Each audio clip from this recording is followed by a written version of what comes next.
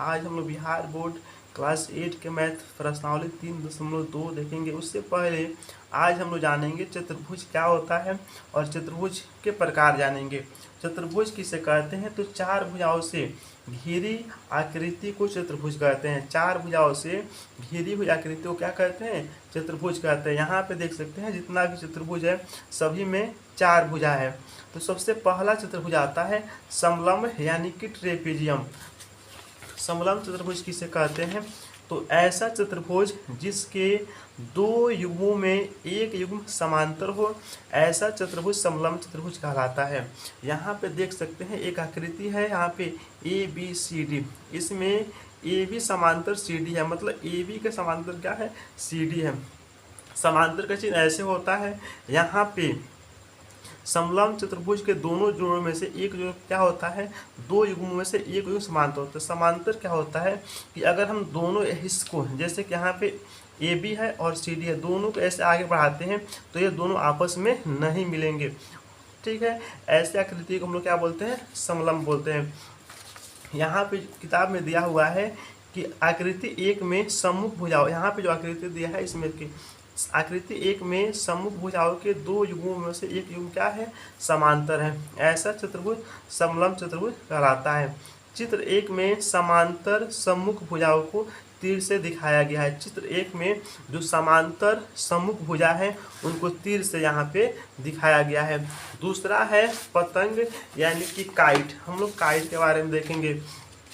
पतंग यहाँ पे आसन भुजाओं के दोनों युग्म यानी कि जोड़े समान होते हैं। जो आसन भुजा होता है, जैसे यहाँ पे आप लोग देख सकते हैं ए डी और यहाँ पे ए डी बराबर ए बी, दोनों क्या होते हैं? समान होते हैं, एक बराबर होते हैं। दूसरा क्या है? B C. यहाँ पे बी सी है और यहाँ पे क्या है? सी डी है, दोनों क्या है? समान है। पतंग के दोनों विकर्ण ए सी तथा बी डी, यहाँ पे आप लोग देख सकते हैं जो पतंग है इसमें दो विकर्ण है। एक विकर्ण जो है ए सी है और दूसरा विकर्ण क्या है? बी डी है। एक दूसरे को समकोण पर समद्विभाजित करते हैं। यह जो है विकर्ण दोनों एक दूसरे के समकोण पर समद्विभाजित करते हैं। समूह कोणों के दो युग्मों में एक बराबर होता है और इसके समूह कोणों के दो युग्मों में एक क्या होता है? बराबर होता है। अगला हम लोग देखेंगे, अगला चतुर्भुज दिया है। बगल के चित्र को ध्यान से देखिए। इसमें चतुर्भुज के आमने सामने की भुजाएं यानी सम्मुख भुजाओं के दोनों जोड़े समांतर हैं। ऐसा चतुर्भुज समांतर चतुर्भुज कहलाता है। यहाँ ए बी सी डी एक समांतर चतुर्भुज है। यहाँ पे ए बी सी डी क्या है? एक समांतर चतुर्भुज है। यहाँ सम्मुख भुजा का एक युग्म ए बी और सी डी, यहाँ पे सम्मुख जो भुजा होता है इसका एक युग्म, यहाँ पे ए बी के सम्मुख क्या है? सी डी है। तथा दूसरा ए डी, यहाँ पे ए डी के सम्मुख क्या है? तो बी सी है, आपस में समांतर है। यहाँ पे सम्मुख भुजा के जो है युग्म आपस में क्या होते हैं? समांतर होते हैं। सम्मुख चतुर्भुज के सम्मुख कोण बराबर होते हैं। यहाँ पे जो यहाँ पे समांतर होगा। समांतर चतुर्भुज के सम्मुख कोण बराबर होते हैं। जो समांतर चतुर्भुज है इसके सम्मुख कोण बराबर होते हैं। कोण ए, तो कोण ए के सम्मुख क्या है? सी, दोनों बराबर होंगे। कोण बी के सम्मुख क्या है? डी, यह क्या होंगे? बराबर होंगे। यहाँ पे दिया है समांतर चतुर्भुज में आमने सामने की भुजाएं समान होती है, अर्थात ए बी बराबर सी डी। जो समांतर चतुर्भुज होता है उसमें आमने सामने की भुजाएं बराबर होती है। आमने सामने, जैसे कि ए बी बराबर क्या होगा? सी डी और बी सी बराबर क्या होगा?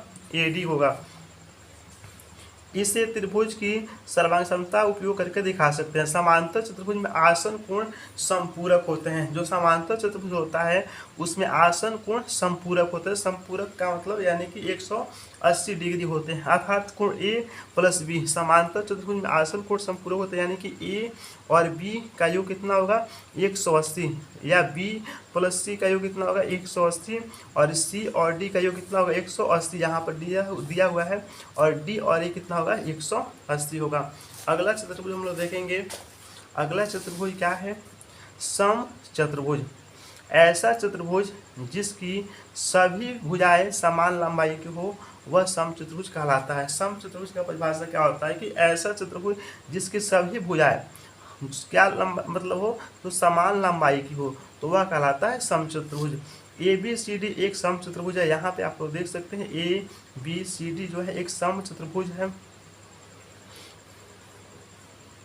समचतुर्भुज के समूह कोण भी बराबर होते हैं। जो समचतुर्भुज होता है उसके सम्मुख कोण यानी कि सामने वाले कोण बराबर होते हैं। अर्थात कोण ए के सामने क्या है, कोण सी, और कोण डी बराबर बी। अगला दिया हुआ है इसमें सम्मुख भुजा का एक युग्म ए बी। यहाँ पे जो सम्मुख भुजा दिया हुआ उसमें का एक युग्म ए बी और सी डी, ए बी और सी डी तथा दूसरा ए डी और बी सी आपस में समांतर होगा। समचतुर्भुज में क्या होता है कि सम्मुख भुजा का जो युग्म होता है वो आपस में क्या होता है, समांतर होता है। त्रिभुजों की सर्वसंगता के आधार पर बताइए कि समचतुर्भुज में आसन कोण समपूरक होते हैं। अर्थात कोण ए प्लस कोण बी बराबर 180। यहाँ पे जो कोण ए और जो बी है वह इसका मान कितना होगा, 180। यह जो है आसन कोण का योग कितना होता है, 180 होता है। यहाँ पे दिया हुआ है बी प्लस सी 180 और कोण सी प्लस डी 180 और उसके बाद दिया है कोण डी प्लस 180। अर्थात यहाँ पे समचतुर्भुज में आसन कोण का योग कितना होता है, 180। अगला हम लोग देखेंगे आयत। आयत क्या होता है इसके बारे में देखेंगे। ऐसा चतुर्भुज जिसकी सम्मुख भुजाएं बराबर, ऐसा चतुर्भुज जिसकी सम्मुख भुजाएं बराबर। यहाँ पे आप लोग देख सकते हैं ए बी के सम्मुख क्या है, सी डी, और बी सी के सम्मुख क्या है, ए डी। यह आपस में क्या है, समांतर है। जिसकी सम्मुख भुजा बराबर हो यानी कि तथा प्रत्येक अंतःकोण समकोण हो आयत कहलाता है। आयत का परिभाषा क्या है कि ऐसा चतुर्भुज जिसकी सम्मुख भुजा बराबर तथा प्रत्येक अंतःकोण समकोण हो। यहाँ पे प्रत्येक अंतःकोण क्या होता है, समकोण होता है। ए बी सी डी एक आयत है। आयत की सम्मुख भुजाएं समान होती है। आयत का जो सम्मुख भुजा होता है वो क्या होता है, समान होता है। ए बी बराबर क्या होगा, सी डी, और बी सी बराबर क्या होगा, ए डी। आयत का प्रत्येक कोण समकोण होता है।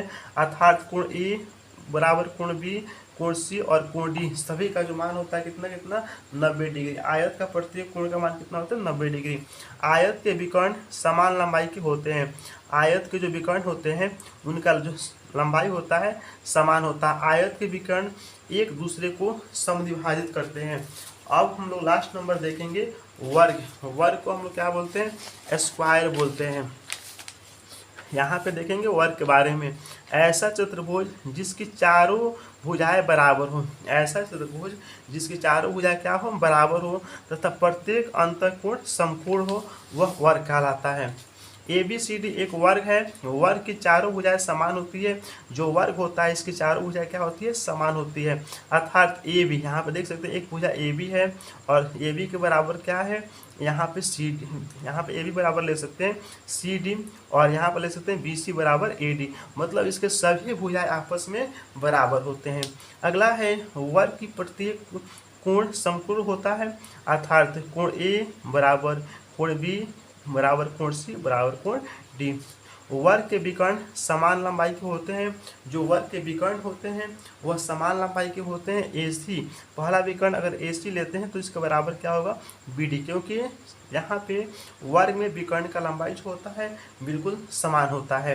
अगला हम लोग देखेंगे वर्ग के विकर्ण एक दूसरे को समकोण पर समद्विभाजित करते हैं। जो वर्ग के विकर्ण होते हैं वह एक दूसरे को समकोण पर समद्विभाजित करते हैं, यानी कि 90 डिग्री के एंगल पर समद्विभाजित करते हैं। क्लास 8 के मैथ प्रश्न स्टूडेंट, आज हम लोग बिहार बोर्ड क्लास 8 के मैथ प्रश्नावली 3.2 देखेंगे, जिसमें पहला क्वेश्चन है समलंब ए बी सी डी में कोण ए बराबर 100 डिग्री तथा कोण बी बराबर 110 डिग्री है, तब शेष दोनों कोणों की माप क्या होगी। तो शेष दोनों कोण यहाँ पे जो बच रहा है सी और डी का मान निकालना है। यहाँ पे कोण ए का मान 100 डिग्री है और कोण बी का मान 110 डिग्री है, तो सी और डी का मान ज्ञात करेंगे। सबसे पहले हम लोग जानते हैं कि जो समलंब चतुर्भुज होता है उसके आसन कोण समपूरक होता है। आसन कोण क्या है, यहाँ पे ए और डी जो है आसन कोण होगा और यहाँ पे बी और सी क्या होगा, आसन कोण होगा। तो आसन कोण जो समपूरक होते हैं यानी कि 180 डिग्री होते हैं। यहाँ पे सबसे पहले इसको लिखेंगे कि समलंब चतुर्भुज में आसन कोण समपूरक होते हैं। कोण ए प्लस कोण डी बराबर 180 लिखेंगे। यहाँ पे कोण ए का मान दिया हुआ कितना, 100, तो 100 प्लस कोण डी बराबर लिखेंगे 180, कोण डी बराबर 180 प्लस 100 बराबर किधर जाएगा तो -100। कोण डी बराबर 180 में से 100 घटाएंगे तो 80 डिग्री। तो कोण डी का मान कितना आया, यहाँ पर आया 80 डिग्री। लिखेंगे यहाँ पे पुनः, यहाँ पर लिखेंगे कोण बी प्लस कोण सी बराबर 180 डिग्री। कोण बी का मान कितना दिया हुआ 110, कोण सी का मान नहीं पता है, ज्ञात करना है, बराबर लिखेंगे 180। कोण सी बराबर 180 प्लस 110 बराबर किधर जाएगा तो -110। कोण सी बराबर 180 में से 110 घटाएंगे तो होगा 70 डिग्री। अब हम लोग क्वेश्चन नंबर 2 देखेंगे।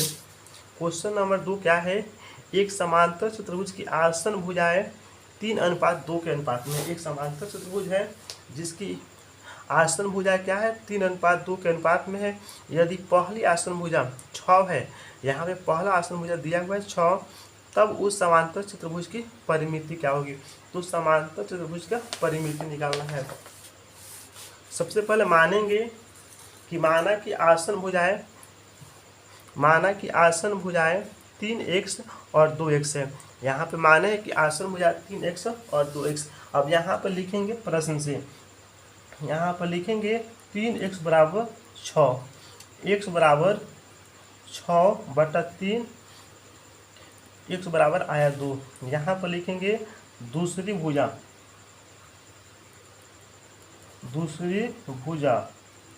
बराबर लिखेंगे 2x।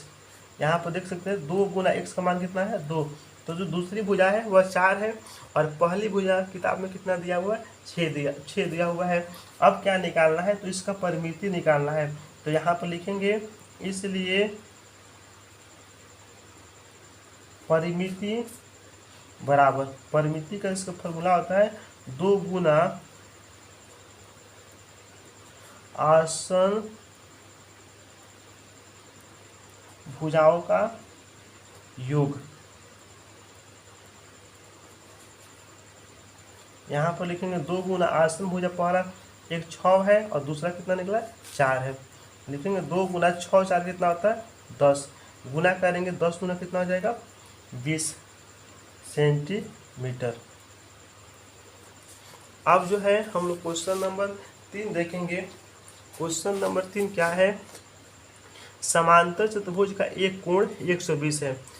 जो है यहाँ पे दिया हुआ है एक समांतर चतुर्भुज है और उसका एक कोण दिया हुआ है 120। तो उसके बाकी तीनों कोणों की माप क्या होगी, तो उसके बाकी तीनों कोण ज्ञात करना है। यहाँ पे एक आकृति बनाया है, यह जो है समांतर चतुर्भुज है जिसमें कोण ए का मान दिया हुआ है 120। तो बी, सी और डी का मान ज्ञात करना है। यहाँ पर लिखेंगे हल। और समांतर चतुर्भुज में जो है आसन कोणों का योग कितना होता है 180 डिग्री होता है। यहाँ पर लिखेंगे कोण ए प्लस कोण बी बराबर 180। यहाँ पे ए का मान कितना दिया हुआ है 120, कोण बी बराबर 180, कोण बी बराबर 180 प्लस 120 बराबर को उधर जाएगा तो -120। तो कोण बी बराबर 180 में से 120 घटाएंगे तो बचेगा 60 डिग्री। यहाँ पे जो बी का मान आया वो कितना आया 60 डिग्री। अब यहाँ पर लिखेंगे, इसलिए कोण बी बराबर कोण डी बराबर 60 डिग्री। जो समांतर चतुर्भुज होता है उसका समूह कोण बराबर होता है। तो कोण बी का मान 60 है, इसलिए कोण डी का भी मान कितना होगा 60 होगा। और यहाँ पर लिखेंगे कोण ए बराबर कोण सी बराबर कितना होगा 120 डिग्री। तो समांतर चतुर्भुज में समूह कोण बराबर होता है। यहाँ पर लिख सकते हैं, यहाँ पे ब्रैकेट में, कि समांतर चतुर्भुज में, यहाँ पर समांतर चतुर्भुज के सम्मुख कोण बराबर होता है। समांतर चतुर्भुज का सम्मुख कोण बराबर होता है। तो इसलिए यहाँ पे ए का मान 120 है तो इसका सम्मुख सी है, तो कोण ए बराबर कोण सी 120। बी का मान निकला है 60 डिग्री, तो इसलिए दिया गया है कोण बी बराबर कोण डी बराबर 60 डिग्री। यहाँ पे क्वेश्चन नंबर 4 देखेंगे। एक समचतुर्भुज के विकर्णों की लंबाई 6 मीटर एवं 8 मीटर है, तो उसके प्रत्येक भुजा की लंबाई ज्ञात कीजिए। यहाँ पे मान लेते हैं एक जो विकर्ण 8 सेंटीमीटर है वह यह है, तो यहाँ से बराबर भाग में बढ़ जाएगा, 4 हो जाएगा, 4 हो जाएगा। इस विकर्ण का लंबाई टोटल 6 है, तो 3 इसका मान हो जाएगा और 3 मान इसका हो जाएगा। तो यहाँ पर आप देख सकते हैं आधार अगर इसको लेते हैं तो आधार 3 है, लंब जो है 4 है, और यहाँ पे समकोण यहाँ पे है। तो समकोण के सामने वाला जो भुजा होता है वह होता है कर्ण। तो कर्ण का मान ज्ञात करना है। यहाँ पे 90 डिग्री का एंगल बना, तो कर्ण का मान ज्ञात करना है, यानी कि पाइथागोरस प्रमेय का इस्तेमाल करेंगे। तो यहाँ पर देख सकते हैं ए बी बराबर हो जाता है, ए बी बराबर हो जाएगा ए ओ स्क्वायर प्लस हो जाएगा बी ओ स्क्वायर। और यहाँ पर लिखेंगे ए बी बराबर ए ओ का मान कितना दिया है 4, तो 4 का स्क्वायर, बी ओ का मान कितना दिया है 3, तो 3 का स्क्वायर। यहाँ पर लिखेंगे ए बी बराबर 4 चौका कितना होता है 16 होता है, 3 त्रिका कितना होता है 9। यहाँ पर लिखेंगे ए बी बराबर 16 9 कितना होता है 25, 25 का रूट करेंगे तो यहाँ पर ए बी का मान कितना आ गया 5। तो बोला है प्रत्येक भुजा, तो ए बी का मान आया 5, तो समचतुर्भुज में प्रत्येक भुजा का जो मान होता है बराबर होता है, इसलिए सभी मीटर लिख देंगे। ठीक है, क्वेश्चन नंबर 5 देखेंगे। 5 नंबर क्वेश्चन का आयत और समांतर चतुर्भुज में समानता। सबसे पहले हम लोग समानता देखेंगे कि समानता क्या होता है। आयत और समांतर चतुर्भुज में प्रत्येक का विकर्ण एक दूसरे को समद्विभाजित करते हैं। आयत और समांतर चतुर्भुज में प्रत्येक की भुजाएं बराबर और समांतर होती है। दोनों के सम्मुख कोण बराबर और आसन कोण संपूरक यानी कि 180 डिग्री होता है। इसमें अंतर क्या है, तो आयत का जो है, आयत का प्रत्येक कोण 90 होता है, लेकिन समांतर चतुर्भुज के लिए आवश्यक नहीं है। आयत के दोनों विकर्णों की लंबाई बराबर होते हैं, लेकिन समांतर चतुर्भुज में नहीं।